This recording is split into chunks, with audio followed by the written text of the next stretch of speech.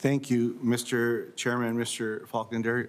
Thanks for coming by the office and getting a chance to visit a little bit. When we talked about the Department of Government Efficiency's access to Treasury's payment system, you said, quote, "It is not Treasury's role to stop authorized payments," unquote. Yes or no, does Treasury have the legal authority to stop payments authorized by Congress? Thank you, Senator. I also enjoyed meeting with you. It's not my understanding that Treasury stops payment. Treasury processes legally approved payments. If you were asked by DOGE to use Treasury systems to stop payments authorized by Congress, would you stop those payments? Senator, again, it's my understanding that departments and agencies are the ones who authorize the payments that are sent to Treasury. So Congress authorizes a pool of money for a department or an agency. There are contract officers and procurement officers at those department and agencies that are allowed to then approve use of that money, and then they send a file to Treasury, and Treasury processes it. That's my understanding of Treasury's role in this. I appreciate that. That explanation sounds like a no to me, which I agree with. So I appreciate that. Yes or no, if you were asked by DOGE to use Treasury payments to stop payments to USAID, would you comply? Senator, it's my understanding that USAID is part of the State Department, and that what occurs is that the State Department approves those payments. I appreciate that as well. Mr. Faulkender, you once taught at the University of Pennsylvania's Wharton School, correct? Yes, I was a visiting faculty member there for one semester teaching a graduate course on empirical methods. I believe that this is the university and program that President Trump also attended. Well, it was. I taught in the PhD program, yes. So I don't believe that President Trump attended Wharton's PhD. I'm not suggesting he received a PhD. Oh, I appreciate that clarification, but he went to school there. Yes, I thought I heard you say program. Yes, I thank you for that clarification. Now, I was interested to read recently that the University of Pennsylvania Wharton School found that President Trump's tax proposal would increase primary deficits by $5.1 trillion.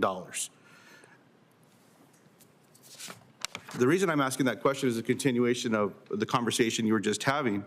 The Senate Republicans are planning to pass a $5.1 trillion, what my constituents have told me is a tax scam for the wealthy, by pretending that extending their 2017 tax scam will only cost $0. So I have a different question that I'm trying to understand this better, and so I want to simplify it by saying, do you by any chance rent here in Washington, D.C.? Do you rent a place to live?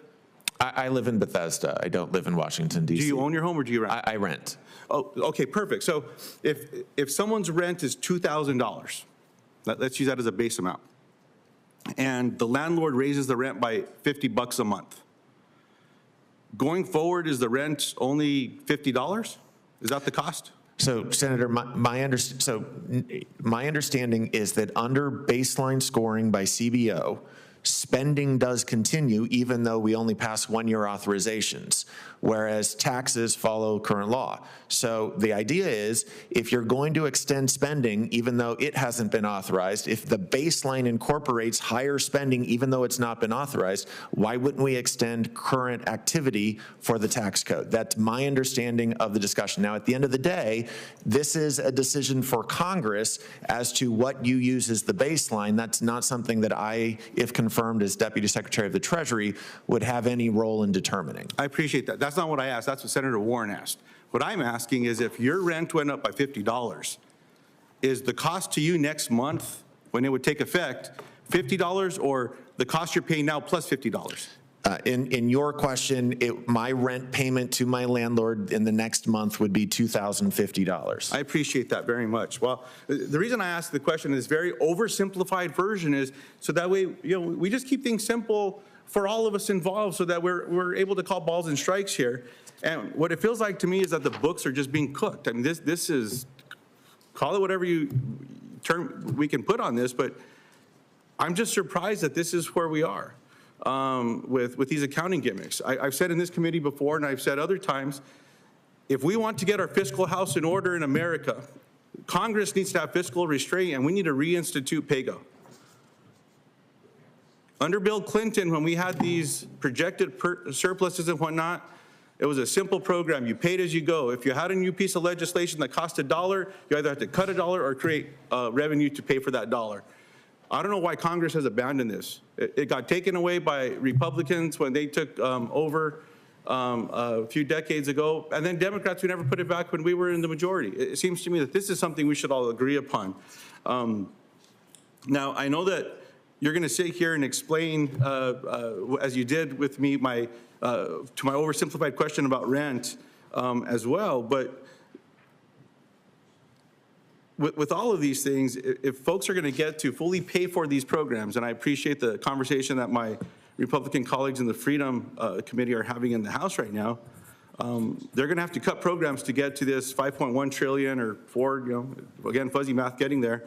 But do you support cutting Medicaid to help pay for President Trump's tax scam 2.0? Senator, it is at the end of the day Congress that makes spending decisions. It's not the Treasury I Department. appreciate that. Mr. Chairman, I have some other questions based on the conversation that myself and Mr. Faulkender had around using all tools available at the Treasury Department to stop the flow of fentanyl. I'll submit those into the record. I very much appreciated the conversation we had and the commitment to use all tools that exist to be able to stop this flow as well. So I'll